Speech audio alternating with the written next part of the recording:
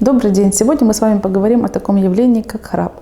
Храпом страдают люди преимущественно более старшего возраста, от 35 лет, хотя в нашей жизни встречается и в молодом возрасте.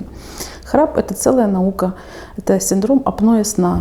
Причинами храпа может быть ожирение, курение, употребление алкоголя преимущественно на ночь, проблемы с сердечно-сосудистой системой и анатомические неправильное строение или деформация лор-органов. Значит, к деформациям это относится деформация носовой перегородки, измененное строение мышечного аппарата глотки и гортани.